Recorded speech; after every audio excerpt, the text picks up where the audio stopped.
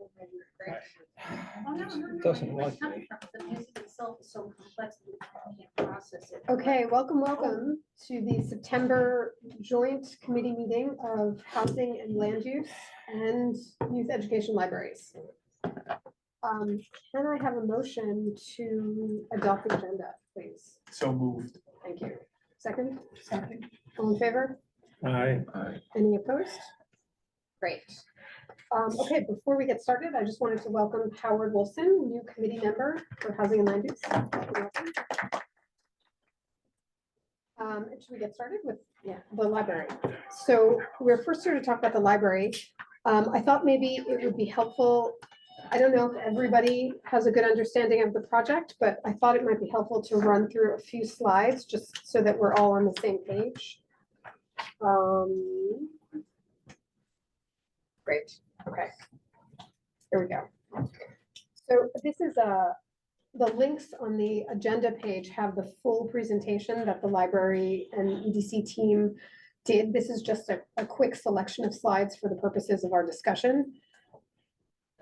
Here's the library. Here's the site. It not only houses the library, but also a Department of Health building, which has many kinds of trainings there. Again, this is our project site on 100th Street, south side of the block. And it's set right near PS 163, Park West Village. Across the street is the fire department and the police department and the Frederick Douglass Playground. Okay, here's their project vision, which is basically, there was an executive order by Mayor Adams looking at what are opportunities for additional housing, particularly in city-owned property. And this was identified as one of those. The proposed development here could include, the details are still to be worked out, could include 850 units of residential housing above a new library and Department of Health facility. Mandatory inclusionary housing would apply, and the remainder of those units would be market rate. What they are proposing is a cross-subsidy model where the market rate apartments could subsidize the affordable housing units.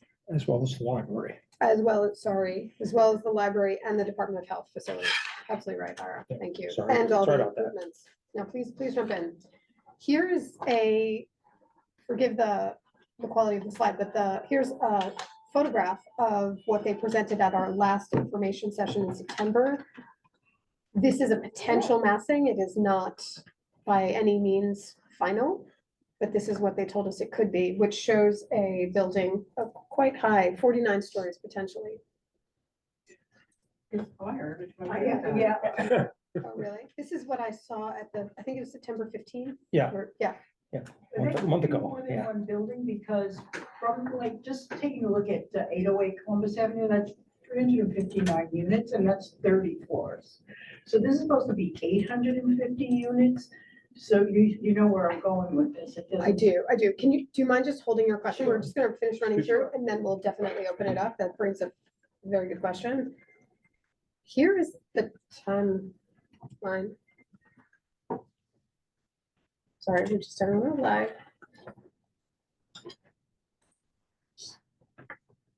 Okay, there's a timeline. Oh, okay, sorry, let me start sharing again. Give me 1 second. Okay, right, I put it up. Okay, here's the timeline the most recent timeline that was presented in September. Essentially has the RFP going out from the project team this quarter, sometime potentially October, November, and a long process with it ultimately completing in 2033 to 2034.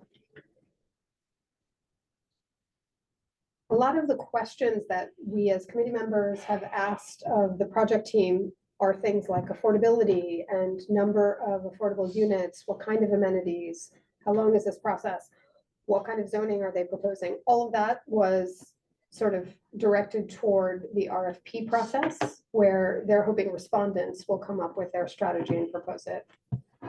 We have potential questions about that. Okay, so we met about this last month and had a bunch of comments and questions. a lot of which are reflected on this slide, very dense slide, so I'm just gonna leave it up for a while. Should we now maybe take questions, comments? Yeah, should we start with the public first and then we'll come back to the? Yeah. Okay. Should we just go in order, perhaps? Sounds good. It'd be best if you could come a little So- closer. Yeah, do you mind coming closer? Yes. Name and affiliation as well. Okay, my name is Lucia Stern, and I'm a tenant at 788 Columbus, which is around the corner, a member of the Park West Village Tenant Association. And so I attended the meeting, the last workshop at the Bloomingdale Library, and I just found it very unusual, for one thing, that there would be no specified number of units or percentage of units that would be, subject to the AMI, the subsidized rate, the market, the affordable rate. And that the City of Yes stipulation is that you're allowed to build 20% above the area zone, the zoning, which is, from what I can see, about 20 stories.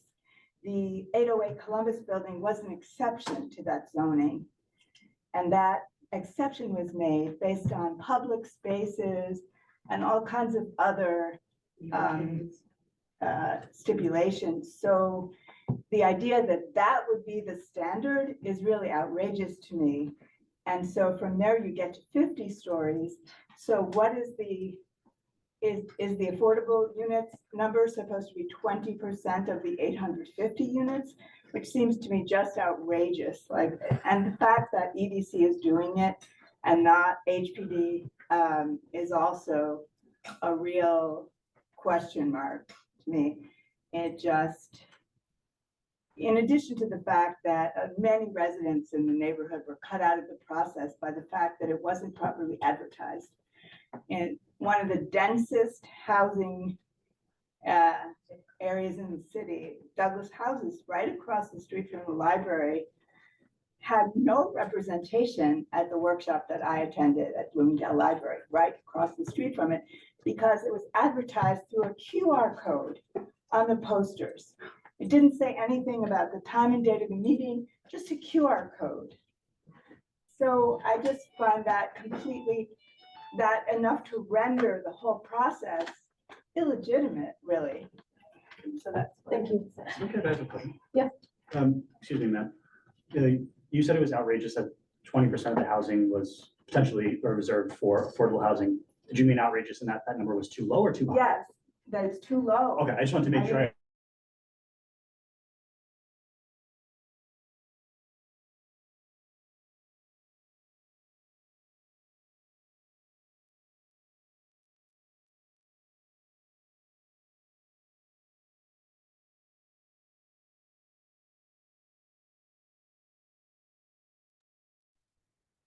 Just because we have so many. Okay. Thank I'll you. be quick. Yes.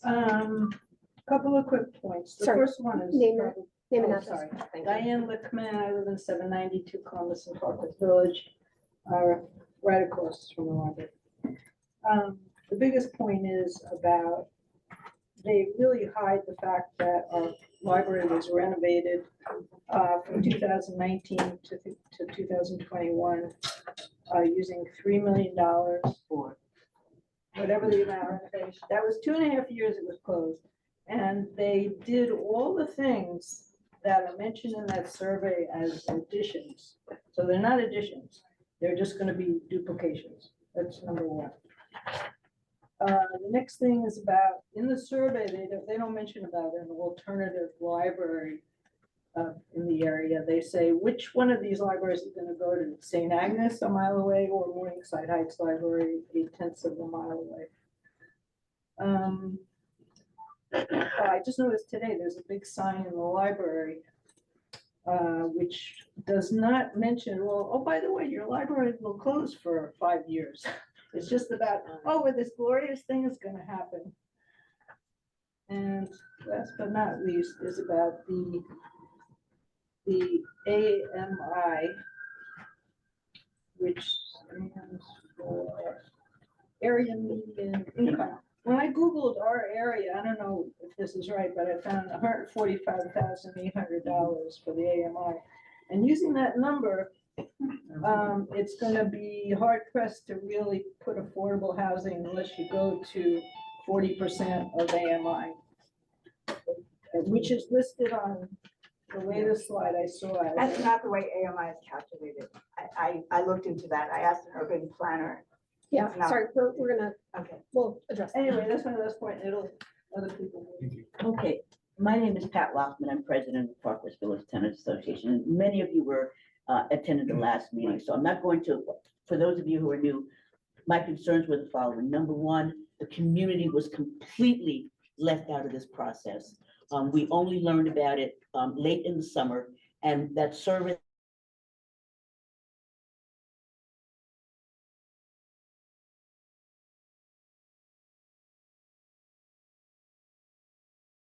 services that were available to us.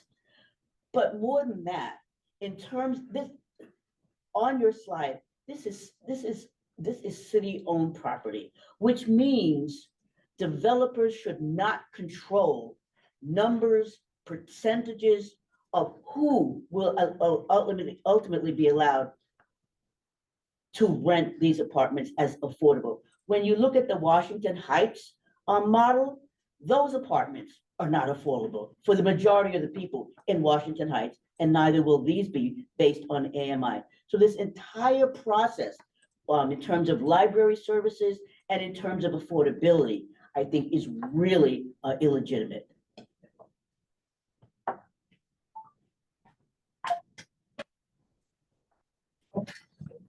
Please, Okay, name and address, please. my name is John Balzerini. I live in Parkwest Village, and I'm just gonna talk briefly, really quick, on the 2-minute time thing on certain facts. Market rate units make up the majority of housing stock in New York City according to 2010 to 2020 studies. An analysis of multifamily housing found the market rate units accounted for about 2/3 of new construction, while lower income units were about 28%. Of that number, 500,000 of those units are public housing, and approximately 229,000 are considered subsidized. That is not public housing. Median rents for studios are like at this city right now are 3,200 to 3,400 for 1 bedrooms. They're 4,000 and 5,500 for 2 bedrooms.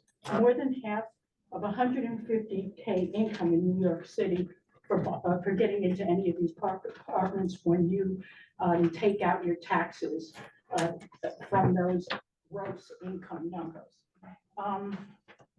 Our political candidates spoke about the need for affordable housing units. They've been touting figures anywhere from 100,000 to 500,000.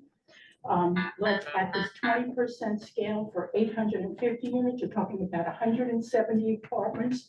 This is public land. If you're trying to make a drop in that bucket of 100,000 units of affordable housing in New York City, where we now still have 20% below the poverty line. I was looking today and we're somewhere near Tennessee in the country.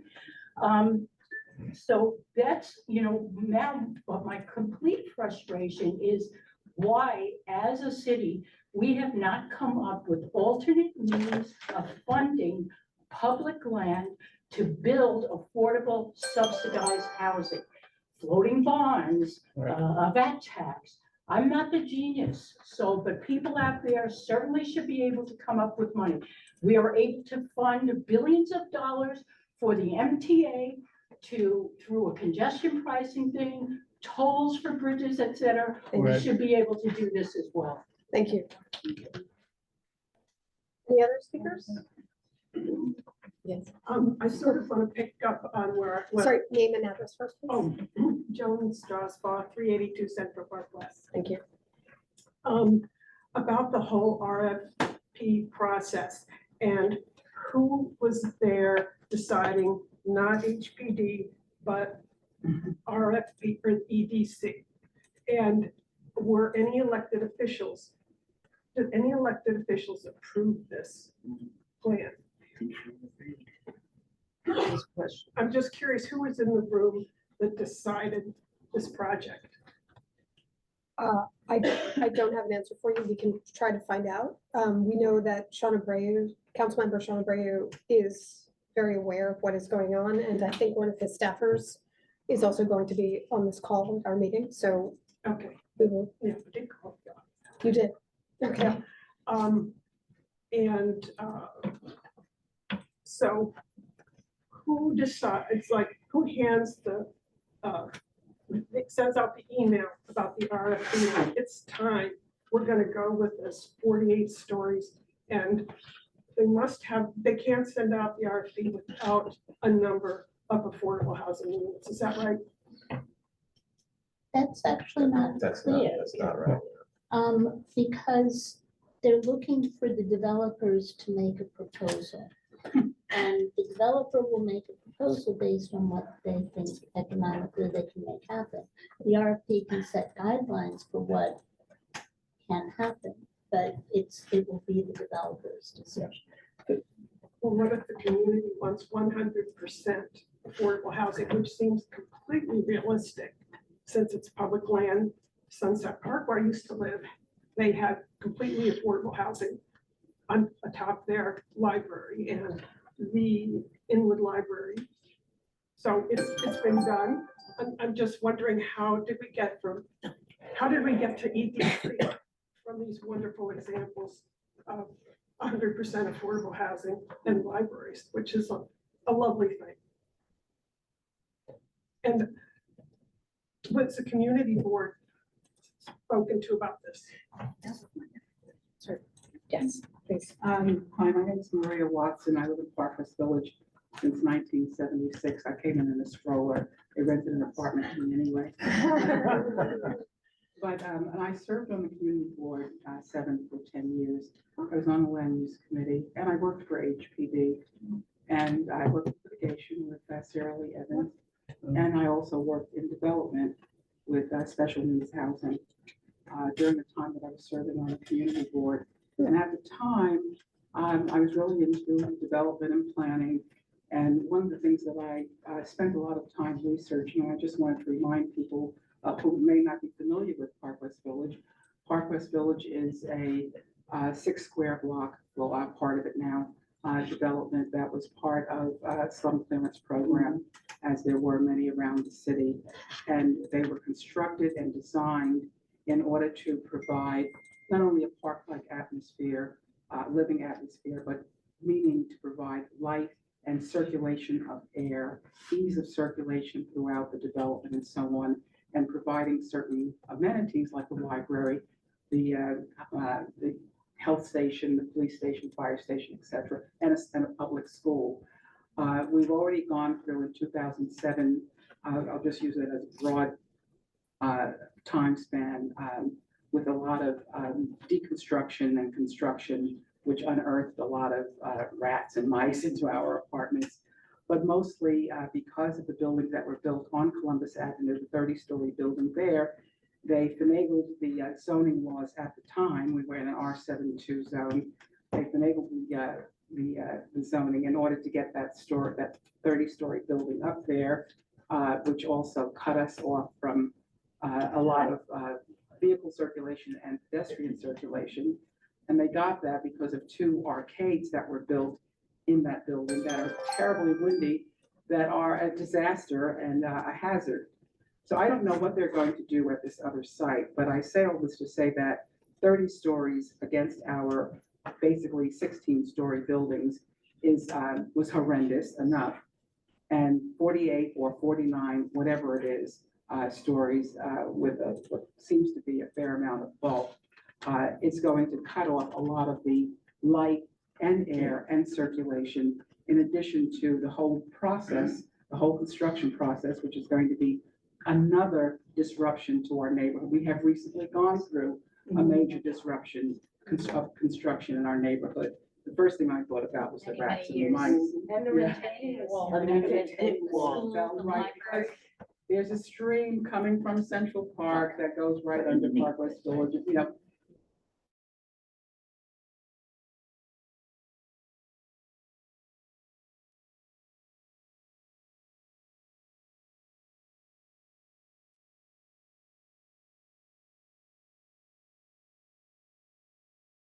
immediate community, because we are the ones that are going to have to live with this. I do think this is a bad idea, especially if it's a city-owned property. The developer should not have a free hand to write their own checks, and that's what they would be doing, writing their own checks. And if a building must be built, my vote is for a lower building for senior or for affordability for other populations. Okay, I don't think we have any comments online, do we? We open it up to board members. Yeah. Or Do actually, we have any comments here? actually, before we do that, Minna, do you want to give a little update on your? Sure. So I did a tour of the Bloomingdale branch recently, and I spoke with the branch manager, and I also spoke with the head of government relations for the libraries to sort of figure out what their views are of what needs to happen if this moves forward, when this moves forward. So just a few facts about the branch. It's a 2-story building. They have 9.5 staff members plus pages. They had 183,000 and change visits in 2024 and 23,893 attendees at their programs. So it's a very heavily used library. It's a 2-story building with the ground floor has the adult library and the teen center. And the upper floor is dedicated to children, and they have an auditorium space. The teen center is the only teen center on the Upper West Side. None of the other libraries have one. The teen center is not a quiet place. It's a place that teens come, they play games, they talk loudly. There is homework help. They have a whole lot of programs. And they have programs that are dedicated for children, for teens, and for adults. And so I asked them what they hope for the new library. Their first and most significant request is that they will not accept less floor space than they currently have. They're asking for additional meeting space, study rooms. One of the things that is different about this teen center than most teen centers is that there's no enclosed quiet space. So that's a noisy space. They're looking also for quiet spaces. They don't want to lose shelf space. They prefer to maintain 2 floors, to have the adults on one floor and the children on another. They like the idea of flexibility in seating rather than fixed seats, especially in the programming areas. One of the major issues is that the library was built in 1961 and was not necessarily designed for the electrical demands of a modern library. They need more outlets and charging stations, and they need sufficient electricity for the modern demands. And they're hoping to have some cubicles for adults. They are, unlike what happened in the past, they are going to have temporary space while the library is being reconstructed. And they want it to be within the neighborhood. They're hoping for a storefront. They're hoping that it won't be more than 5 blocks from the current space. It is unlikely that they'll have the same floor space at the current library, but they will have shelving and desks and places where people can come and use the facilities somewhat the way they do, but it won't accommodate the same number of people. And I asked about programming, whether or not they'd be able to maintain programming. Clearly, they will not. They hope to partner. If the space at the storefront is not sufficient for programming to happen there, they would want to partner with a local institution so that they could do some programming in those spaces. the most important things to them are to maintain story time and to maintain their book discussions for adults. I also asked whether or not they've had a chance to see the RFP, and the government relations person says they have not yet seen it. And they want to be able to comment.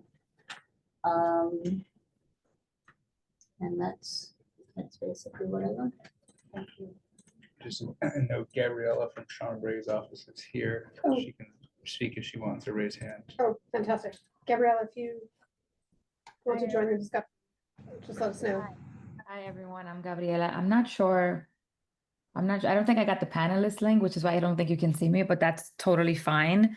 I just wanted to kind of let you guys all know that I am here from Councilmember Sean Abreu's district office, that I am listening and writing down all of your questions and notes.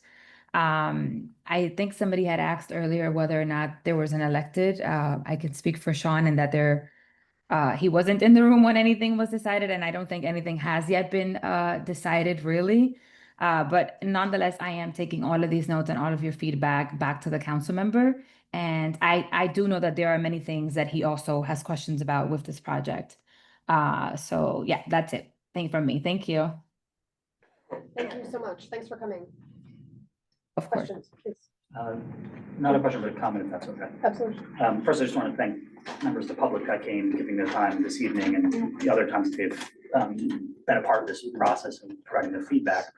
You know, I think what we're hearing is that, you know, there's a lot of issues with the proposal as currently understood. I think, you know, part of this is we're a bit limited by the city of Yes, which I think, you know, this board probably should have done a little bit more on. I think it's a bit of wolf in sheep's clothing, which I think we're seeing at this moment. But my edification on the city of Yes aside, I think what's incumbent on this committee and hopefully future for the board is to take that feedback, but also weigh that feedback against the priorities that we've been talking about for months, years, what this community needs, and make sure that we hold fast to those things to make sure that we're committed to maintaining footprint in terms of area for the library, to getting the maximum amount of affordable, low-income senior housing, while also making the project economically viable, but also recognizing that we have something that's in place right now that, you know, we don't need to just rush to the first thing that's available and take 20%. We can wait. You know, I know that there's a housing crisis in the city, but as someone mentioned, 100 units is not going to change the issue of 100,000 or 200,000. And better to, I think, wait a short amount of time if a better opportunity can be found. You know, all that's to say, I think we need to really consider the needs of the community. And, you know, it's beyond just, I think, the number of units. We talk about floor plans and the area. I think I'm not sure how much it's been brought up, but also the fact that the extra 20% of units provides you an extra 20% of space on top. You know, I don't want to, we should not be literally elevating people that are already well-to-do and wealthy on the backs of people who are in need, just so that they can have a better view of Central Park. So if we are going to build that tall, those units across all floors should be available. And I'm sure Adam will correct me where I am wrong. So please, where I'm out of line, please let me know. But that's my comment. Okay, I've said a lot of this before in other forums, but let me say it again. The EDC has not given any specificity to their requirements, which is not typical of proposals, but not unheard of. Nor have they given any selection criteria by which they will select the developer. Usually it's a balance of the two. Sometimes somebody offers more affordable units than is required, whatnot. Right now, there is no requirement for affordable units here. It's an R7-2. Affordable units only come in either by EDC criteria or by the rezoning. This huge building only exists under City of Yes, because they have to rezone it, which is an important thing. It's a process called ULUR, which is far more rigorous than any of us see here now. And that can lead you into all sorts of, any lawyers here, any planners here, we know what the process is. That process does not follow that timeline. That's not the process we're in now. That's not the process we're in for several years. So we have to realize that that all happens in a different context. And usually in these selection processes, they give you some priority of what is important to them. They haven't made that here. Is it the maximum number of units with the lease subsidy? Is the maximum number of units on the site? All sorts, I mean, I can go on for 15 minutes. I'm not going to bore everybody. But there is that ULURP process is something they're going to have to go through. And remember, if there's something, there's always the no build option. Okay, but no build option means no affordable housing, no library. The other thing goes back, whatever library we should see as the eventual library should be better than the one we have now. But one of the things we've not focused on as a community board is what is that new library? And that's really very important because that we can fix and that can go into the RFP and that tells the proposers what that baseline is. And same for the Department of Health, so forth and so forth. The rest of it is part of their calculation. If we don't put that in there, I can promise you they would give us the smallest possible library. So we really need to focus on that as one thing. And then it's going to be all through the process. It's going to be part of ULURP, so forth. So this is obviously an adverse impact in the ULURP, losing the library. Obviously, construction is light in areas. It doesn't mean that we're going to get this R12 building because they showed it on a drawing. Yeah. Okay. I'm an architect. I've done a lot of affordable housing. You don't always necessarily build to what you're allowed to build because there are mitigating reasons and benefits to that. Just because they showed R12 doesn't mean it's R12. So here's But that's part of the ULURP process.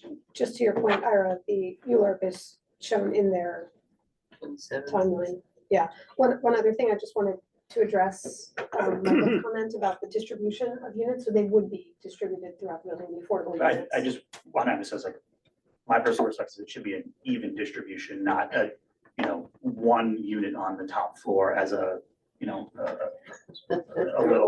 Yes, that is what is called for in the inclusionary.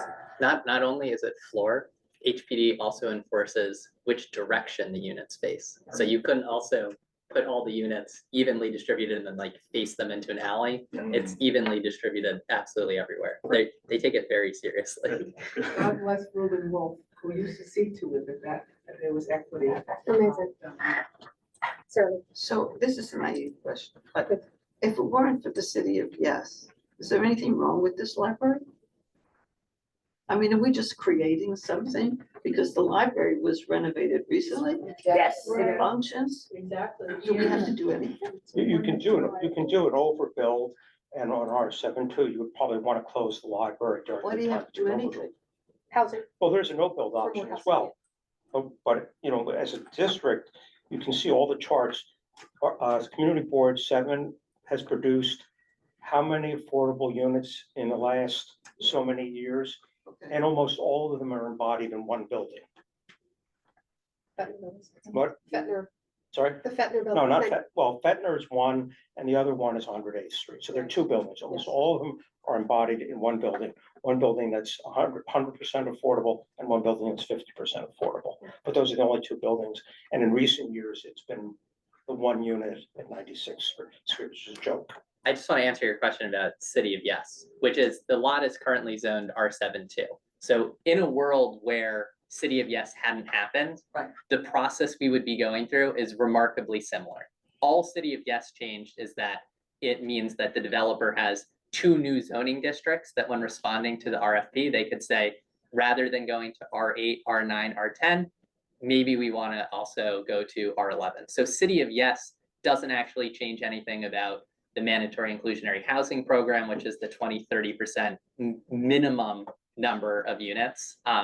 None of that changes. It's just changing what the maximum density on the site could be, which would, given the same percentage of affordable units, would increase the number of affordable units. Clarification there is, without the rezoning to anything above R7-2, we can't force Yeah, inclusionary housing on this site. But of course Excuse it's me, a- but isn't the city-owned site? Yeah, it's a city-owned Why site, couldn't the so you- city just say, I want to build affordable They- housing? they absolutely They could. could. But I guess what I'm trying to say is that City of Yes is like an element of this process for sure, but we would be having a similar conversation about should we replace this library with a new library and housing on top? And I think the point about, you know, how the city chooses to spend its money is absolutely like a reasonable question. In this case, it seems that the decision the government is pushing here is this is a site where, because it's in a really high opportunity neighborhood where there are a lot of people who want to live here, we can build affordable housing at no cost to the city. And that maybe we should spend city dollars where in other neighborhoods where there's not that possibility to have affordable housing built with no cost to the city. Can I just ask one more question, and I won't ask it. Yeah, I think we should ask as many as we want. There's gonna be an election in 2 weeks or 3 weeks. Yeah, but And why do we think that this project will be pushed along in the same way by whatever the new administration is? We think we know, but as it is now. I mean, I think it's certainly an open, I mean, lots of answer to this. It's an open question, but you have to remember that New York City employs 350,000 people, right? And the vast majority of those people are focused on doing project by project by project. And the world in which a new mayor comes in and looks at every single project and says, these are the ones I like, these are the ones I don't like, doesn't really happen. So the reason it's happening is because the folks at this government agency are focused on trying to build affordable housing, and this is the time frame for them. You know, maybe we're doing it now because they had enough 3 projects ago started at this certain time. So I wouldn't read too much into like trying to do something before the election. It's just people trying to make projects happen. And I mean, looking at the timeline that Seema had up, it's already crazy that if this project does happen, it wouldn't actually result in any construction until what, 2029 or something? So it's this thing where like, well, if we delay until the next mayor has a chance to review it, now we're talking about the 2030s, and who knows if we'll have a mayor in 2030. I think one other general question to focus our conversation, what we have heard from EDC is that they want to get an RFP out this quarter. They've said October, maybe it's November. So what I think it behooves us is to compile all of our comments and get them to our elected officials as well as to the project team. And hopefully they incorporate as much of them as possible into whatever the final project is. And to your question, so I mean, EDC is not on the ballot in November, right? Most, like to Adam's point, I mean, most of the EDC will still be there, right? Right. Even the appointed positions in the city, like CBC and, you know, BSA, these are all staggered appointments. So there's a lot, so most of the work of the city will continue regardless of the election. I get that. I'm sorry. The city council sent out a mailing to everybody about voting. And in it, it says, vote against the second, third, and fourth ballot proposals. A lot of which will touch on what happens in development in For sure. the city. Yeah. So I don't think it's as solid and firm as the fact that EDC wants something. I would like to think that it will go along, but. How do we as a committee and a board get more stakeholders at the table to understand what's going on in their community? Like a lot of members here said, this library was just renovated, I can remember. But there's some misrepresentation here.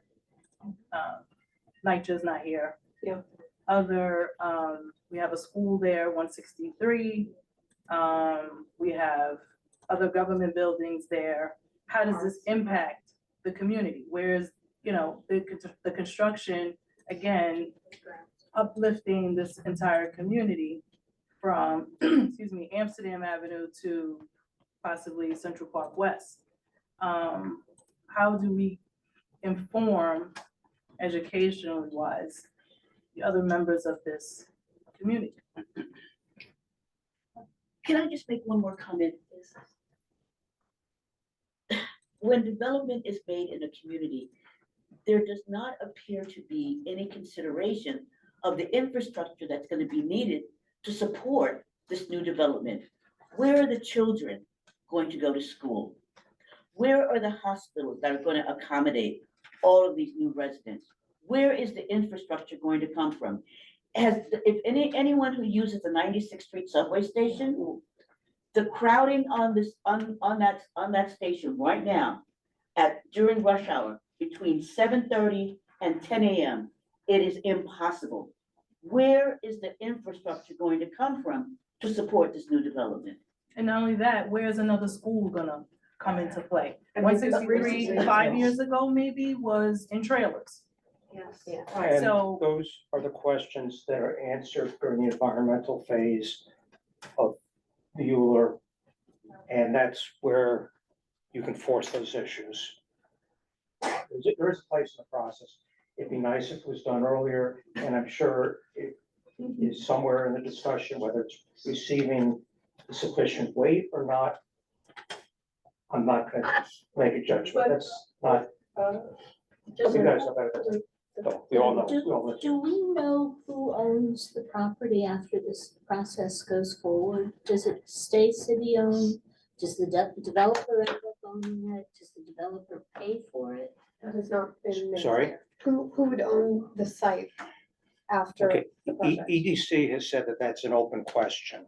And that might, no, that's part of the RFP process, because obviously if the developer owns the site, they have to buy it from the city, and that costs the money. If they lease the site, that's a lot less money for them. That's a financial decision for the city. They also could say, well, we would much rather have the money.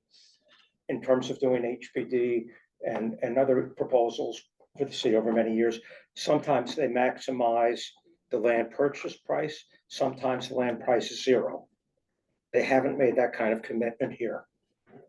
And they stated they're not making that commitment yet. Let's take 3, 4 more comments and then we'll try to wrap this up. Okay. It seems in general, most people agree that we need a larger percentage of affordable housing in this. And my fear is that all these RFPs, they're just gonna go with all these options that are delineated here. And that's just gonna be total loss. Yeah, it's gonna move on to the next thing. That's my fear. Is there any way we can change that? Yeah, we can certainly do more comments, absolutely. Yeah. Brilliant. I just wanted to piggyback on the infrastructure comment that Pat Laufman made. The public school that is there, the grammar school, recently underwent construction, which was just nerve wracking for the people who live in the 2 buildings closest to that school. They just finished that, I don't know, just a few months ago. Right. And I always wondered at the time with the community that seemed to be growing with the additional buildings that we have on Columbus Avenue, why they didn't build that school up instead of just refurbishing the school. But now if you're going to add more people right across from the school, to Pat's point, where are those children going to go? It's just too much. This is not planning. Yeah. This was a planned community. This community is being unplanned. I just was asked to chime in on the school. Again, they don't know what's going to be there yet as far as number of residents. So it would be part of the ULUR process, and ultimately, usually what it falls down to is that the district rezones, because there are schools in the area that are not full. 163 actually is. So they're in the rezoning process, right? You get an estimate of how many students would be coming from this new construction and where they could possibly go. Just for reference, Kristen was on the Community Education Council for how many years? Yeah, for like 8 years, but we did So some she's very rezonings. involved- Been very involved with the zoning. But of they're, schools. they're like, yes, if the building goes into place, they could be like, now you have to rezone the schools, which does happen periodically, and that's like the natural process. But there are opportunities when there are new buildings being built, that sometimes you say, we want a school in this new building, right? That, Yeah, that that's what was said exists. back in the fifties when Yeah. this area was Right. developed Yeah. under the slum clearance program. My only point is, this is not development, this is undevelopment. This is not development. Unless of course they plan to make it mostly market units, in which case maybe the family would be using the school. But I wanted to make 2 points about, that were made at the meeting at Bloomingdale in September. One was that about the areas available empty housing. In other words, a third of the Park West buildings are being warehoused now. And one of the other attendees said that on Amsterdam Avenue, a former Mitchell Lama building was also about a third empty. And the Nextel buildings on Broadway, the Nextel building, huge high rise, also appears to be very largely empty. And so rather than build additional, than add buildings, there could be solutions that look to subsidizing the available housing in the area, which is one option. Maybe if it's not a no build option, maybe it's a low build option. And the other thing that was mentioned was that the health department actually does not need to be where it is. And someone attended from the health department, and it isn't really services that serve this community in particular. Those are services largely at this time that have to do with certifying people for, courses in health practices, who work in restaurants and things like that. So that could be moved anywhere. And the library could then occupy some of the rest of that building. And so if additional space is needed for the library, that could actually be accommodated within the same complex where the health department is now. And so really the problem that's being identified, that the library needs more space, could sort of be a non-problem. Anyway. Okay. just one. 2 more quick comments, please. Go ahead. Yes, I'm wondering why the EDC is being privileged in this conversation. Like, why not affordable housing as the top looking? I realize that the library situation is a different aspect of it.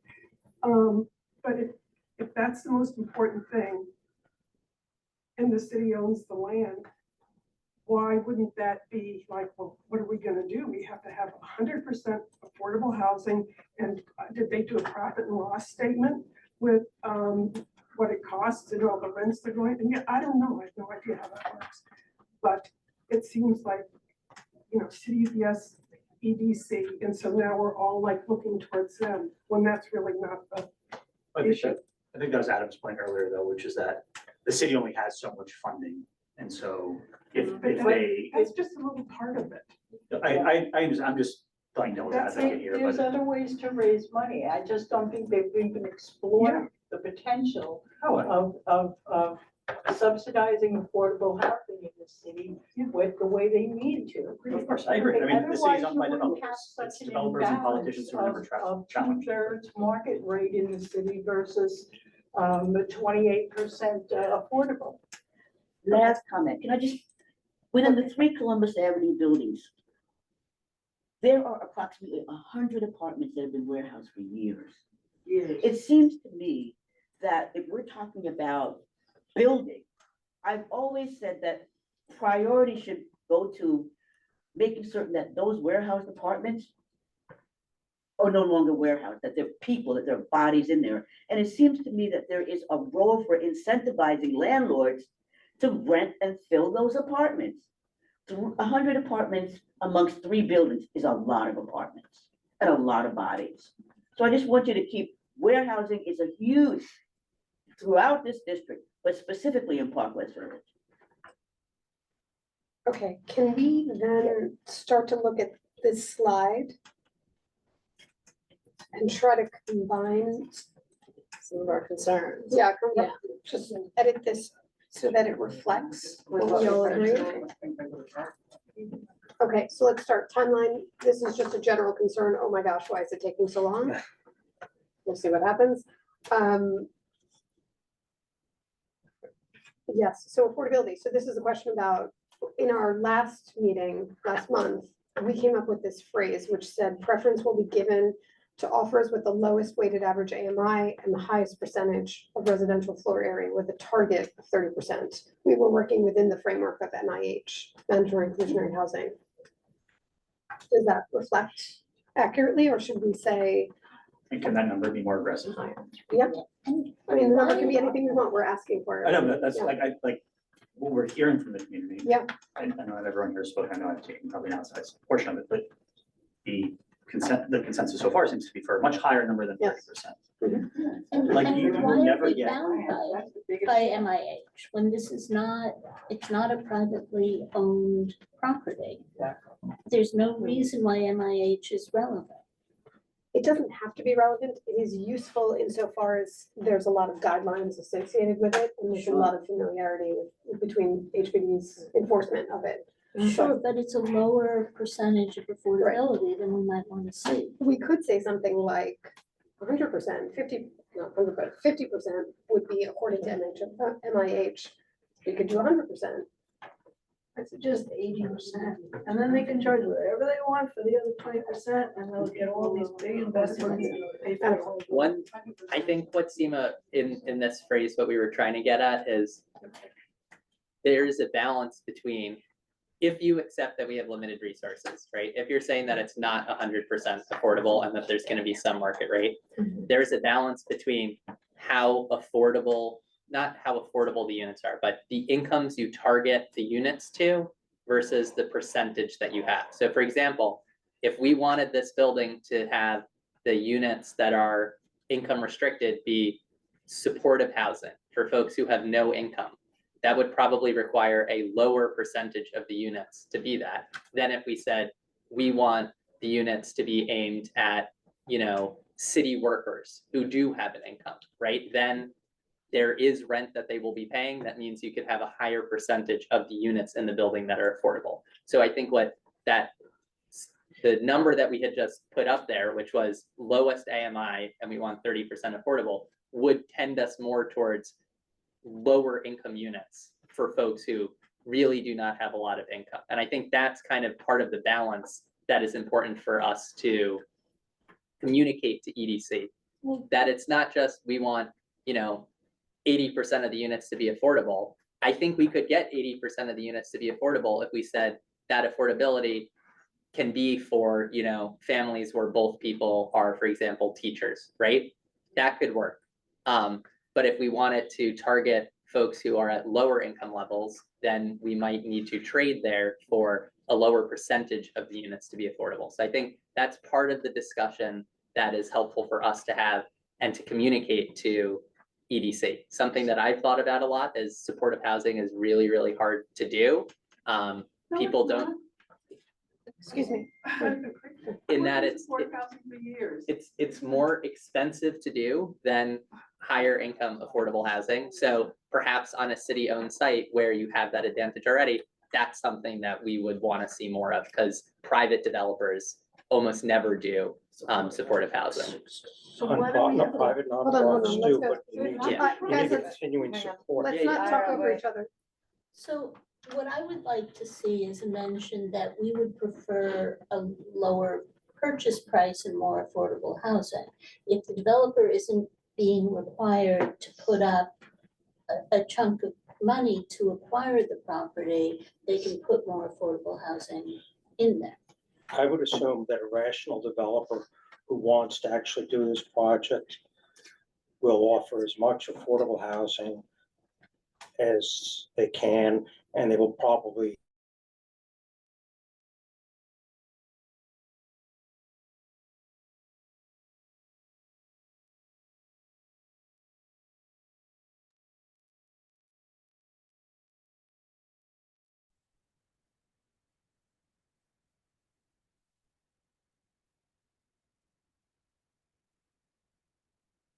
So I don't think anyone's gonna, like, they're not charities, like, they're not gonna develop things Right. just for their, for our benefit. I think we need to have them say no to us. And what I mean by that is we need to be really ambitious, really aggressive with a high number out the gate.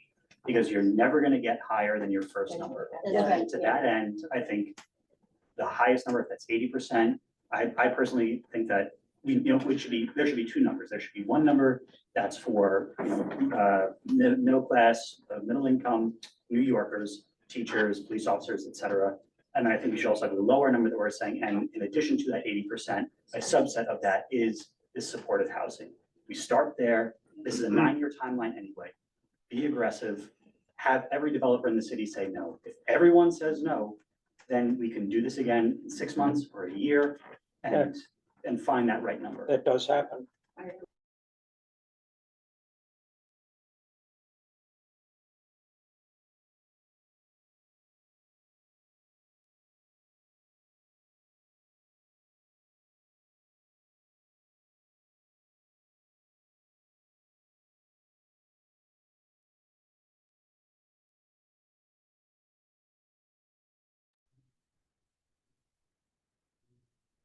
I work with my clients.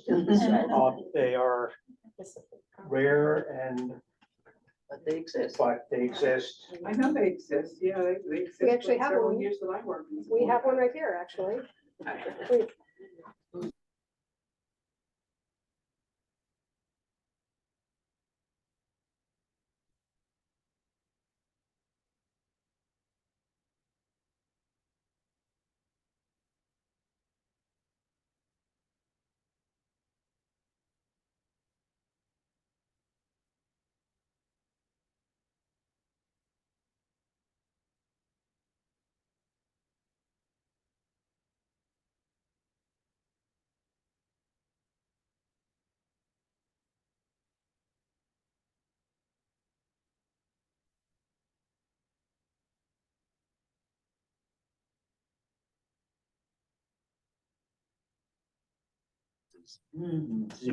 Studios, 1 bedroom, 2 bedroom, something like 3% of all new development in the city is for, I think, 3 bedroom or more. That's criminal. There's no way that you can have large families in this city, and we see the continual drain. We talk about this in YEL all the time. People, they want to have families in the city, they want to grow their family.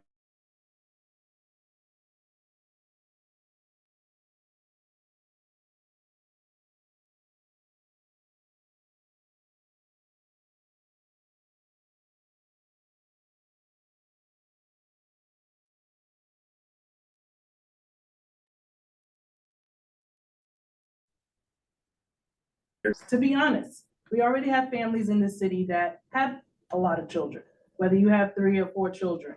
And those young adults who want to grow their families in this city, possibly in this neighborhood. So how many real numbers are they providing or have they provided, or let's force them to provide, starting with 3 bedrooms? Are you offering 3 bedrooms in this development? If not, why not? Because we would like to target families.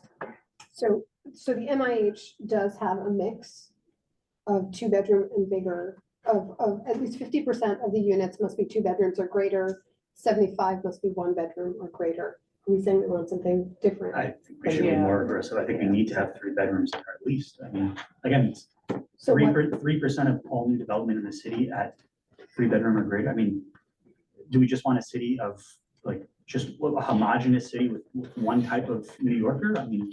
Well, the other problem is not just families, but the historic unit mix and the HPD standard layouts are based on the idea of a nuclear family, the way it existed 60 or 70 years ago. I've gone into apartments doing a moderate rehab of Section 8, and I will find that 1 bedroom has 2 bunk beds. The other bedroom has 2 bunk beds, and mom and dad are on a fold-out couch in the living room. And that's what's happening. Right, because That's the real world. Right, because those apartments, that's the world that we live in now. Yeah. Those apartments, those pre-war buildings, I grew up in an apartment like that, the railroad apartments. When the new developers came in the 80s and 90s, they just cut those apartments down.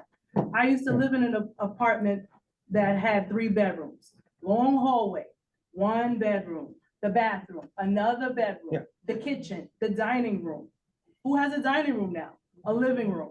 So it can be done. I think they're just shortchanging I grew up us New in, Yorkers. it was 8 people in a 3-bedroom house and we did it. People can share rooms, but I think we have to have more than 2. Yeah. Right. So let's, sorry. I just wanted to say, I think it's everything that people have said is true. I just want to add one more perspective, which is leasing 3-bedroom units in affordable housing developments is much more challenging than leasing some of the other ones. So I just want to say that the more we weight it towards that, I think that's, an admirable goal. I would just say that if we make it too high a number, it is going to be too challenging for the developer to lease, and you're going to end up in situations where the units sit vacant. Some of the function is the HPD. Because process. to have the number of people who can rent a 3-bedroom unit, you have to have a certain family size. That's what the rules are. Yeah. And the number of families that meet those requirements are much smaller. So the population, we have this situation right now where a 1-bedroom, hundreds of thousands of people apply on Housing Connect to it, right? A 3-bedroom, the population that can apply to that is much smaller. And so those units are much harder to lease up. And so they sit vacant for longer. That's not to say that we shouldn't say we want a higher percentage of them, but I'm just flagging that if we said we wanted 100% 3-bedroom apartment building and we wanted it 100% affordable, we would end up with, I'm just, as an example, we just end up with a serious problem. So I just want to say that, like, affordability for those more 3-bedroom apartments versus a 1-bedroom. If my income is targeted towards that 1-bedroom and I have 4 kids and they're offering me that, I'm going to take that because that's what I could afford. But there are families out there, and we're talking about supportive and subsidized housing that could utilize those apartments, those 3-bedroom apartments. So going back to this, it sounds like we're saying 80% affordable housing is what we're targeting. Can we leave it a little vague and say we want supportive housing and 3 bedrooms in the mix? I don't know if you can do all this in one building. We can ask for it. But I think, again, I think you have to start at the highest. You don't get. Because if you don't do it now, you will never get it again. If you list it as a preference, that's one thing. If you list it as a requirement, Well, look, It's here, a different- all of our things are preferences, it right? has to be. EDC is gonna take this into account and we'll see how much of it they I actually just went through this on an incorporate. RFP for a hospital, and we took the word Say requirement. A little bit more nebulous, a certain percentage would go to larger families or. Yeah, so I'm Families I'm in saying general? within the 80%, some portion goes to supportive housing, some portion Can we- goes to 3-bedroom Can we say units. minimum percentage though, 10% to supportive housing? We can, does everyone agree with 10%? Minimum of 10%. Like, I'm just putting numbers out there. The thing about supportive housing is it also has a greater square footage requirement associated with it. So Well, you're supportive trading off housing the doesn't. needs for that. It doesn't require greater, it actually requires less square footage, but it requires, and go back, social service component. And that means common rooms, it That's what I means mean, staff additional square offices, footage. Yeah. and it requires a continuing subsidy for staff. Right. Yeah. And constant staff 24/7. There'll be senior housing. Yeah, exactly. Do we want senior housing instead of supportive housing? Do we want senior/supportive housing? That's, Yeah. that's a different, My bias would be to keep it a little bit open so that they can figure out the mix that will work and then come back to us and talk to us about that. Sure, I'll pull it and just hands around the table and see what people think. And Okay. that's my. Okay, how about this? Board members, 80% supportive housing, some portion of which is 80% affordable housing, some portion of which is senior/supportive housing and 3 bedrooms in the mix. That sounds good. Yeah. Yes? Yeah. All in favor? Any opposed? Okay, so that is the we go for language. abstain? Sorry, I mean, this is just It's just. for the Just- language. yeah, this is not the actual Yeah. resolution. I didn't vote yes, so if you were counting, here I am. Wait, it's just Yeah, it was more just, Majority. okay, so next point, process. I think we all agree there needs to be a full-fledged community planning process. Building program, we can take a lot of the desired items for the permanent library from your email. Is there anything else that we should add? We didn't hear anything tonight that was beyond what we had already. Except for that, really lean in on the maintaining services during this construction period. Well, I think that it, Also, the 23,000 is working, it sounds like we should be specific. Can we go Yeah. back to the library for a second? Yeah, that's what we're That's what we're discussing. doing, but yeah. I think that within the team room, there should be quiet rooms, because we say quiet rooms, but we don't specify that it's within the team room. Oh, is that what, I thought it was quiet rooms and team room. Well, No, it's it's quiet open. rooms and quiet rooms within the team. Ah, room. Yeah, so Okay. these are the quiet rooms for both Got it. children and teenagers. You know, Okay. children and adults. Okay, we have the point about can the DOH site be moved to a different location? Desired building amenities? And I'm sorry, there are two things that I think that need to be specified, that it be no less than 23,000 square feet. Right. And that, they maintain the same amount of shelf space. I can't hear you. That they maintain the same amount of shelf space. I think a better way of talking it, because of current library design, is the floor space for the equivalent amount of shelf space. Because a lot of libraries are shrinking shelf space for different media. You're absolutely right. They're also leaving shelves empty. Right. which- So having the shelves doesn't mean there are books on the shelves. Right. That's, I love Should books. see the two library. Where's my decor? Let's see, Yeah, is and the recreational roof deck like? I mean, we're Okay, from maybe. Central Park. Like, Are we moving on from the library? We're on the, we're on number C. Okay. Yeah. These were thoughts that came through the last meeting. We can take them out. No, I just feel like, These are desired, not required. yeah, there's just a lot of stuff in there. do we need to add anything in there for asking for supportive housing that's like specific to supportive housing, or that's, Services associated with. yeah, Yeah. Okay. Okay, any, They've gotta have a laundry room, it's there, laundry. but this is desired, it doesn't say. Okay, Um, right. I should write required for that. And listen, they're not gonna have in their apartment machines. Yeah. Okay, public space improvements. Any comments? No.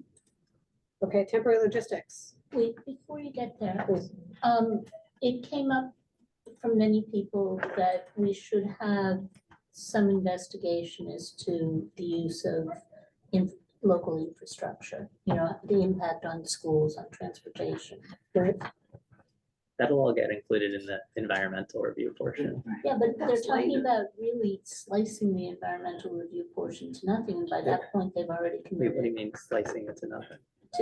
to fast tracking and like if not really having an environmental. Yeah, No. those propositions passed.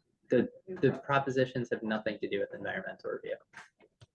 The environmental, I promise you, the environmental review is state law. It's not changing. So Nothing about the ballot proposals affects. Yeah. environmental. I strongly concur with you on that. So under temporary logistics, I heard some of the community members talk about concerns about rats and other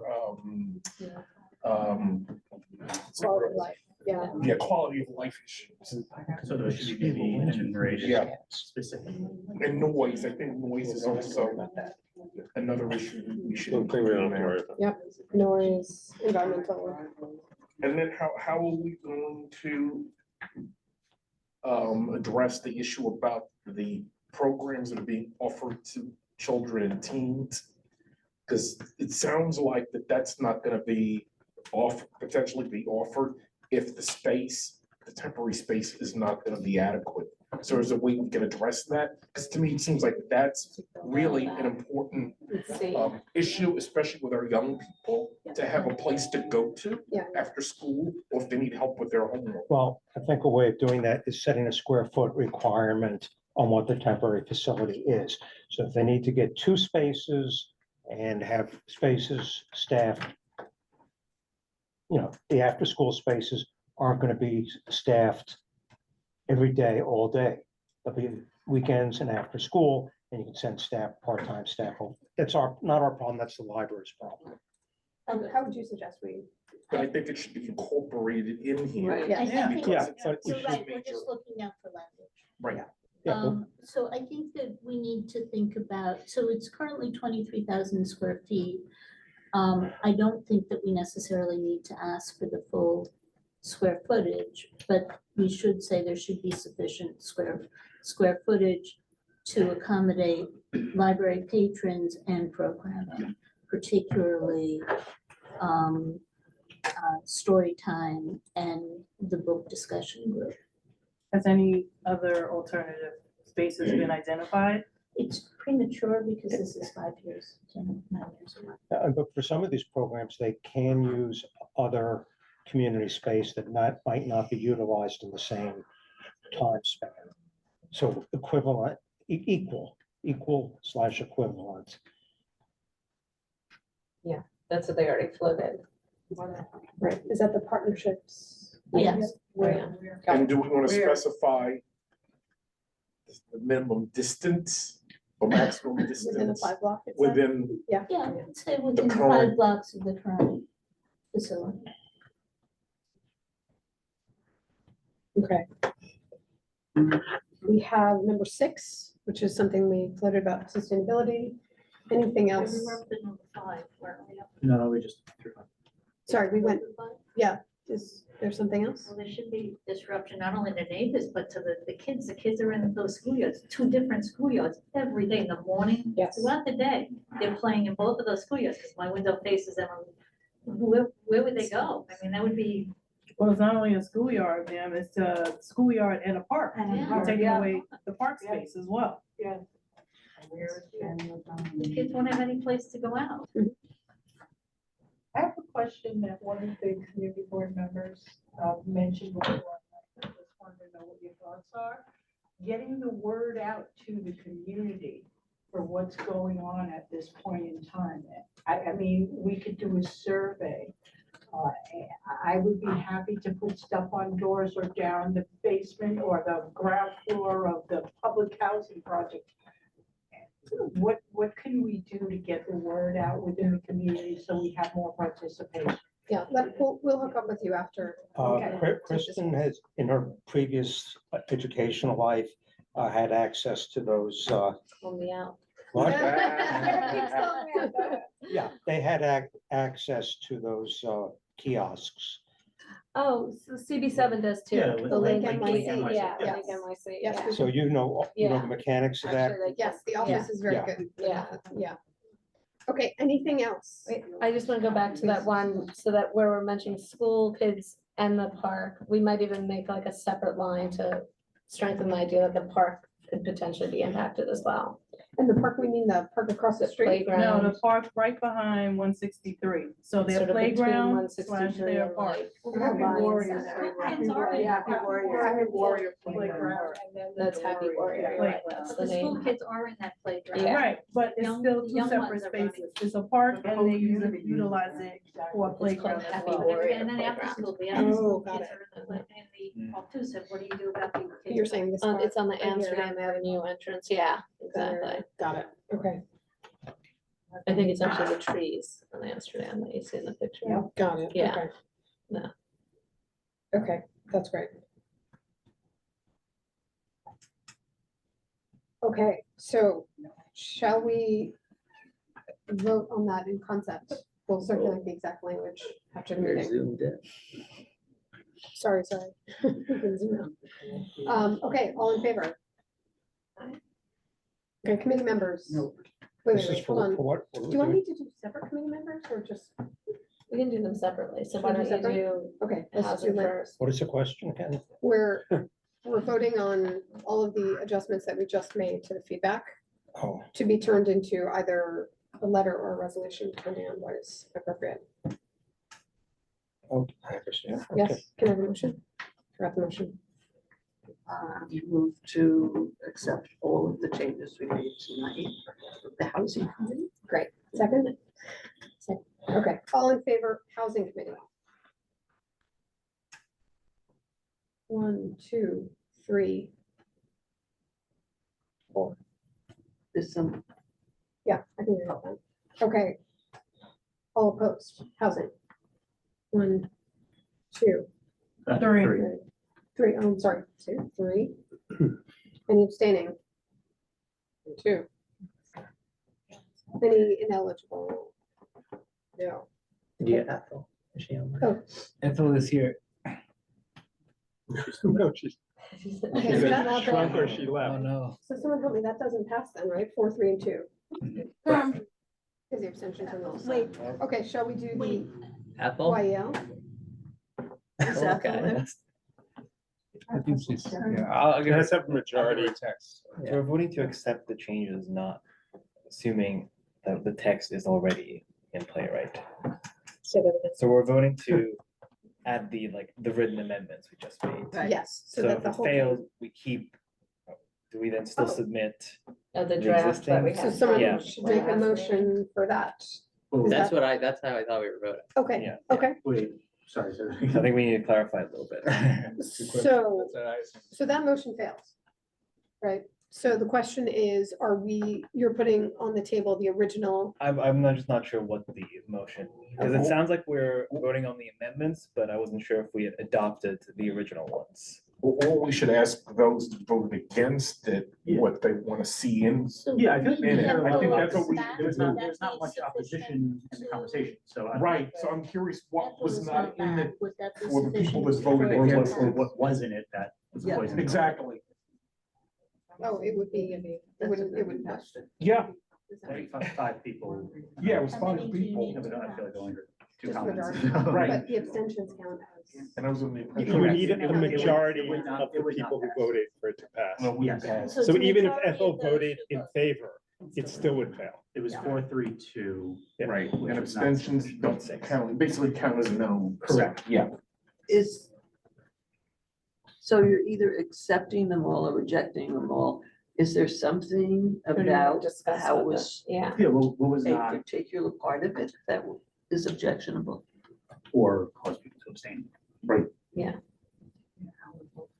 mean, I could offer my own view, which I apologize because I'm the new person here. My guess is there are some things that I am gonna have to learn as I go. But it struck me that the changes that we were voting on would have made it more difficult to build housing, would have extended the timeline. And it feels to me like we are in a crisis today. 9 years, in my view, is a really long time. And something that creates additional barriers to housing is not something that I think is a good idea. So I was more comfortable with the language that we saw walking in the room than I was with the changes that were proposed to it. May I reply? I think for me, that's, like my, I'd bet is that I think there's an assumption that if we had these higher barriers, it would necessarily just. I just don't know if that's, I think like, I think we're both making assumptions and like not as priority over the others. I agree. I mean, it just wouldn't, you and I have different assumptions. Yes, exactly. Right, and for me, not everybody's at the table. There's a lot of community stakeholders missing from this table, and I wasn't at the previous meeting, but what I'm hearing at this meeting is that they weren't at that meeting either. So there needs to be some time for this. My fear about the time is this process will move ahead without us.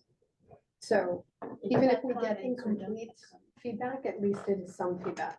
And I think they said something this week about the timeline. They did, I mean, we are already beyond their deadline, which I Right. think was October 10th. And then I think they did, one of those emails said like, oh, we'll take your comment until Friday. I don't know if that is real, but that's like what they offered. Can I ask, can I ask a question, Howard? So if we went back to the language originally on affordability, are the rest of the changes okay? Yeah. Was there a number that was low or I you just mean, want to know? I'm not sure what the right number is, Right. but I don't think it was the number that So we were specific. voting on. please. Yeah, I was just saying, like, echoing, what I liked when I walked in is that the process is gonna pit competition among developers to Yeah. provide the best option, right? They're incentivized to try to get EDC as well as the community and others to try to win the business, right? So they're gonna try to talk to the library and say, we're gonna give you the greatest damn library you've ever seen, and we're gonna do X, Y, Z, right? They're competing each other. Yeah. And so then by trying us to say, you must do this, that's why I like the target. Great, give them a target, maybe make the target a little fire, but again, we wanna see them.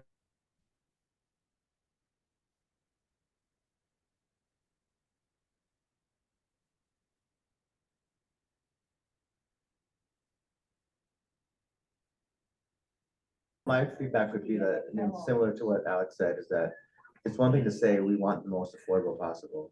We said that in a resolution for the ABC site, for example, and we can say it will be judged based on, higher family size or, the list of amenities. But yeah, to place a requirement, I think just hamstrings. But I mean, again, this is guidelines for an RFP where developers are gonna pitch different projects, right?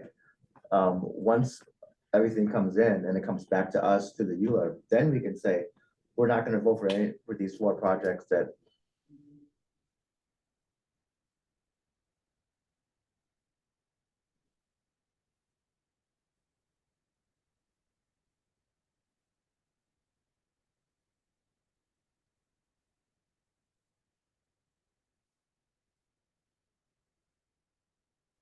Things, want the most affordable, but I just think that we might rule out some good offers, some good.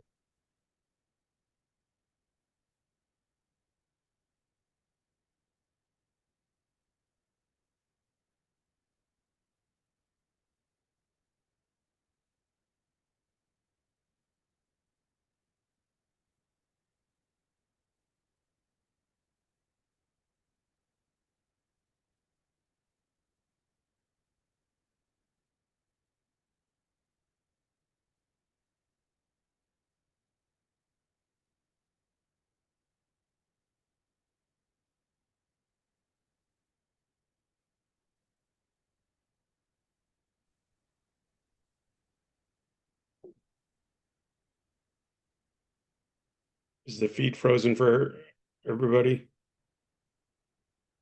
Yeah. It has frozen.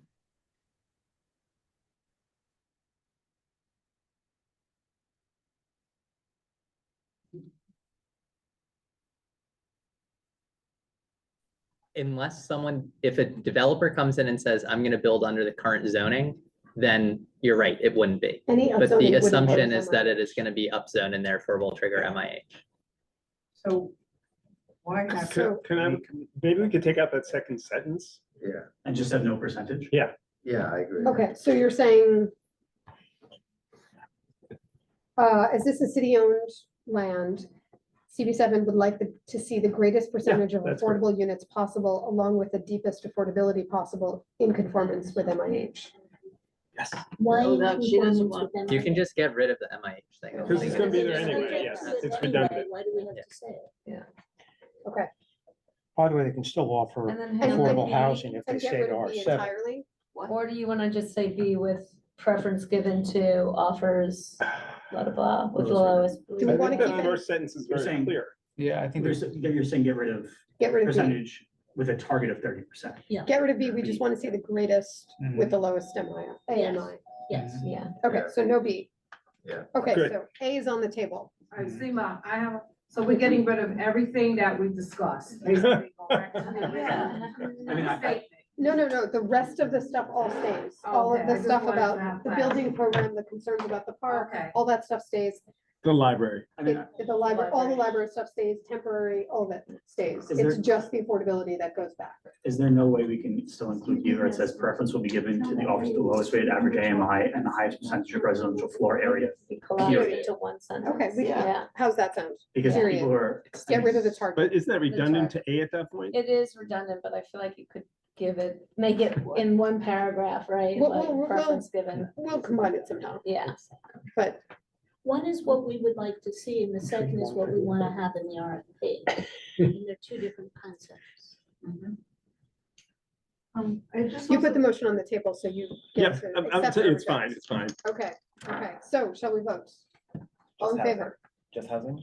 Just housing, sorry, just housing first, please. All in favor? 1, 2, 3, 4, 5, 6, 7, 8, 9. 9. Okay. This one seems like it might go. Okay, any opposed? Any abstaining? Any ineligible? Okay, 900. Let's do YEL. YEL. Okay, all in favor? 1, 2, 3, 4, 5, 6, Dan online. 7, 8. 8. Any opposed? YEL. 1. Any abstaining? Any? Two opposed. Oh, 2? No, Dan. Dan was still for it, I thought. I think it was yes. Yes, sorry, I didn't put my hand down soon enough.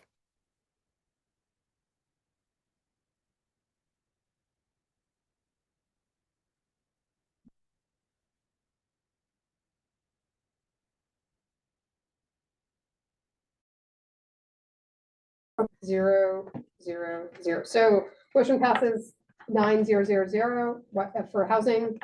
YEL 8-1-0-0, non-committee 1-0-0-0. Great. Sorry, question. What were the two different votes for? We're actually two committees here Oh, tonight. it's just two, okay. Yeah. And the other thing, I just wanted to make clear, did you want to take, can you put back the minutes from the last Yes. thing that you were changing up there? So I could. Yes, just give us 1 minute. Yeah, did you just decide to, in the part of 2A, did you decide to take out the last in conformance? We did. Okay. We did. We took that out. And we will get a clean copy out to everybody All right, as well, of course. Okay, shall we move on? Sorry, one last Yeah, question, Just a comment from the peanut gallery. please. When I worked for HPD, there were several meetings with commissioners and, forums and so on. Housing development, affordable housing for whom? And as I'm sitting here listening to this, and with people asking, why is this EBC? Why is it not HPD? This is economic development for whom, as opposed to housing for whom. And I think that HPD could be used as a tremendous resource in ironing out those issues of the number of units that are built with 3 bedrooms, how quickly they go, what they go for. I was about to say HPD is a vast resource of information about what HPD has built and what has been utilized and at what levels. So we don't have to guess. Yes. The information is Yeah, there. well, once the proposer becomes a developer and submits the plans, you fully well know that HPD will take the microscope that Adam was talking about and not only look at the plans, but look at the side of the paper too. I was talking about being more aggressive than passive. Okay, we have one other agenda item on our, thank you all for coming so much. You are welcome to stay for our second agenda item, or I fully understand if you'd like to leave. Our next agenda item is the same for YEL. You're welcome to stay. I have to stay too. Congratulations. Seema, it's okay if I sign off? Okay, good seeing you all. Okay. Rita, do you want to kick us off? Do you want Yeah. the presentation or do you?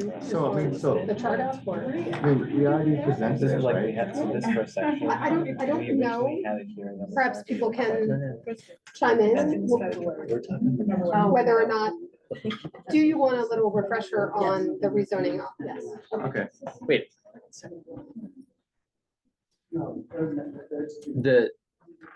there was a decision to not vote on this at full board Right, because people wanted to discuss it more. yes. And some of those people have just left the room, which I'm a little Oh, yeah, you're right. peeved by, because I'm not sure what there is to, I can bring it up. yeah, just like, otherwise I think like we can just take a motion to put it back on the table in November. We could put it on as three separate votes. Yeah. Three, I what thought are we the, voted on the first two, didn't we? okay, so what happened was we had a resolution. Wait, let's rewind a little bit. Last month, the 29th, we actually approved the full resolution, part one and part two. Part two was a little more controversial. It passed, if I remember, 6-4 to 0 to 1 or something like that. At the full board, the first part passed, which was the SRO and the city owned land. But the second part was tabled because we just didn't have any time to discuss. Unfortunately, the person who sort of led the charge on that just left. Michael? Yes. So the question is, Could you remind us what that was? sorry, it's rezoning options. Let me pull up the, Yeah, there's basically, there's 6 nodes. One is the ABC site, R11, and then there are 5 spots along Broadway between 72nd and 110th, basically at where the subway stops are. 110th, 96, 86, 79, 72nd. So like 2 blocks north of top of there, we rezone to R11. And on 72nd, it's that street on 72nd between Broadway and. Correct. Webster. Correct. So it's in addition to that. That's Correct, what I- yes, so, sorry, and then on the, right, at the actual street, so on 72nd, between West End and Amsterdam, so on and so forth. Nice. I also want to say, unrelated to the part two, but the part one we passed about SROs. yes. It's already having an impact because the Adams administration announced that this month they're sending legislation to the city council to start the process of legalizing them. I think it was our resolution. I don't think it's a coincidence. I think the mayor saw it and was like, CB7 wants it, it's time. That's our power. Yeah. That's- Yeah, we're his only constituents He's not left. looking for our vote though. Yeah. Okay, I can't. I saw that he's got a so great job offer. The one big thing to understand is we're not telling in this resolution DCP to go and rezone these things. That is not what we are saying. We are sort of taking a page out of transportation's handbook and saying, we'd like a study. We'd like to understand these as possible options for rezoning. And some of these, as you can see here, are rezonings to R11 from, these are previously R10 sites that would be rezoned to R11, and then a couple that are simply overlaying MIH on existing stretches of Amsterdam and Broadway. Yeah, so, I mean, I would say, yeah, it's like this, in part one, the list of sites, right? We're not saying we want housing built at every single school, right? But we have a list of pretty much every elementary and middle school, right? And post offices, libraries, where these are soft sites where housing will be built, right? This is the same idea. Here are potential sites to rezone. And if you look at, so on the presentation at the full board, I had a list, I had a map of the landmark sites, right? It's 71% of our district is landmark. Okay, By square footage? by square footage. 71% of the whole state. We're not touching that, right? So that leaves with 29%. Of that, we're saying we're not doing anything in the mid block, right? Except for on these cross streets, right? So that takes out another 2/3. So we're down to like 9% if you did all the avenues. But of course, there's like 5 avenues. We're only looking at Broadway, right? Right along Broadway, right? So basically, we're considering less than 1% of the Upper West Side, right? And that 1% is in 6 different spots. 1 is the ABC site, and then 5 are near transit intersections, right? Where the subway intersects with a major crosstown bus route, areas where A, there's a lot of foot traffic, B, there's already tall buildings there, right? And you have a limited capacity even for new construction. I mean, many of these buildings, they're not going to knock it down and add, 5 stories, or just add 5, if the building's already 17 stories, right? They're not going to. So I would say this is a very moderate proposal, right? Again, we're taking less than 1% of the Upper West Side, which is mainly currently zoned R9, R10, and saying, let's notch it up 1 to R11, which would then kick in MIH, which means it has to be 20 to 30% affordable. That's all we're doing. And we're saying, here's a menu of 6 possible sites where this could happen. Again, going through all the same processes that we know would go through, right? It's not like a show up with a pen rezoning, it would still go through, a process. And the problem, it would go through a ULURP Yes, process, right? like a Because full it's ULURP, zoning. and we get to decide again and say, okay, is 86th Street, does it really work? Should we change it, blah, blah, blah. What is the difference between R10 and R11? The main difference is MIH. The, I Oh, know. the FAR, it goes from 12 to 15 FAR with affordability. with affordability. Market rate, it goes from 10 to, I don't remember what. Yeah, 10 to 12, 15 with affordability, 10 to 12, maybe? I don't remember what the base is. I could look. Yeah, 10 to 12, yeah. What do you mean in an R10? Like in an R10, you can build an MIH. FAR of 10 Two, yeah. and you can build an FAR of 12 if you And are with in- MIH. with affordability Yes. through MIH, UAP, whatever you want. Yes, yes. And then when you go to R11, if you change the zoning from R10 to R11,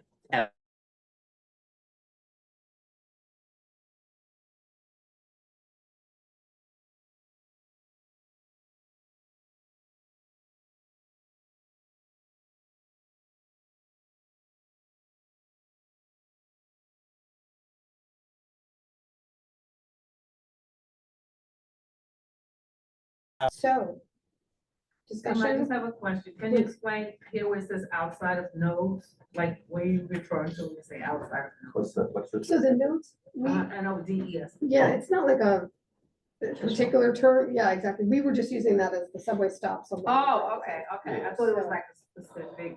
We had like transit section. hubs, but it's not actually a transit hub by definition, so we just kind of. Oh, okay. Yeah, Okay. it's All right, basically, the change that nodes word, are that's where, confusing. the right line, the 1, 2, 3 train Yeah. stops.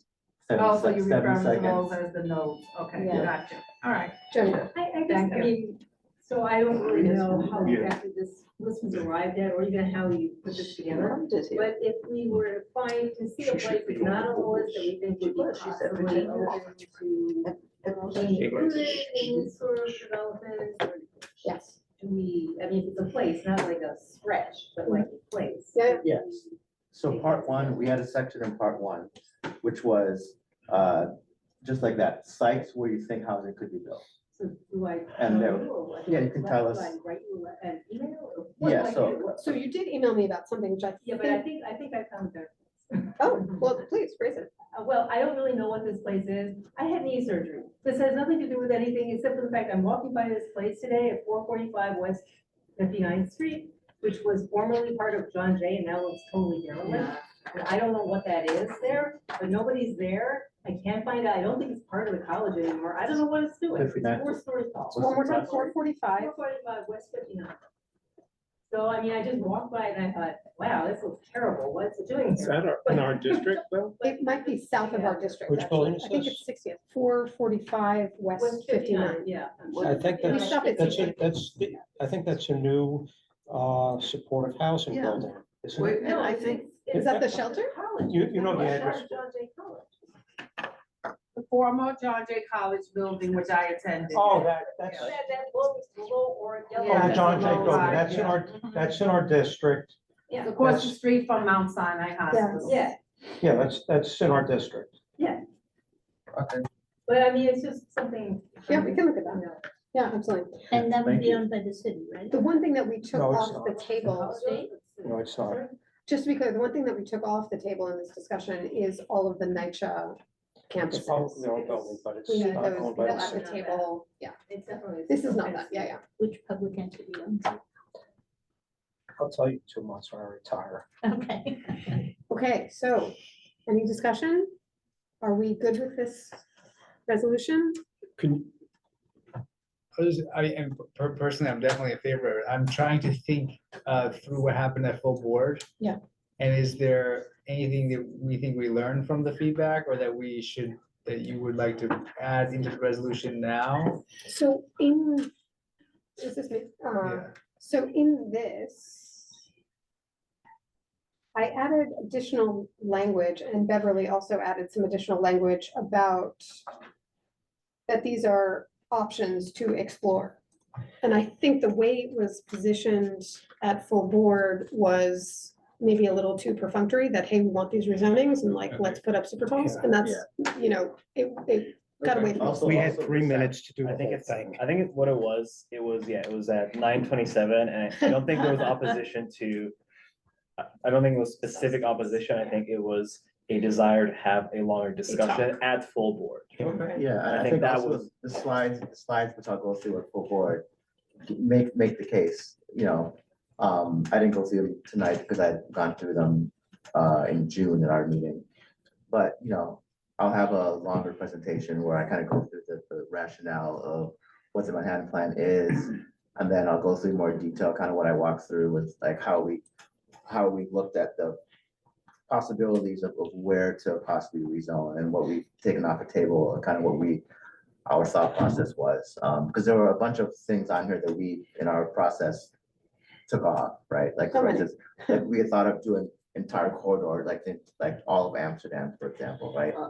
Or like just doing a whole Broadway corridor, or, you know, we considered like transferable development rights. We considered a bunch of things, right? That we ultimately took off the table, you know, to make it more, you know, I guess more moderate. So I could walk through kind of more like our thought process. This is also, hold on one second, Howard. That sentence that I highlighted, we added to try to make it clear that we are asking for exploration, not saying go run with it. Yeah. I think asking for exploration is almost a no-brainer. It's yeah. So Yeah, your committee used to be. on that, because we gave up on getting things done to some extent. So we asked for studies. Okay. And sometimes they happen. Sometimes it happens, and sometimes you even get things done. Should we? I call the someone- question. Okay. Second? Second. Okay, all in favor, committee? 1, 2, 3, 4, 5, 6, 7, 8, 9. 10. 10. Okay. Any opposed? Any abstaining? Ineligible? Okay, non-committee. That's 10-0-0, motion passes. Non-committee. In favor. 1, 2, 3, 4. 4. Any opposed? No. Any abstaining? Ineligible? Great. Motion passes 4-0-0, non-committee, 0-0-0, non-committee. Great. Any old business, new business? Okay. Okay, well, that was much faster than expected. Great job. The latter part. Yeah. Okay, so motion to adjourn. So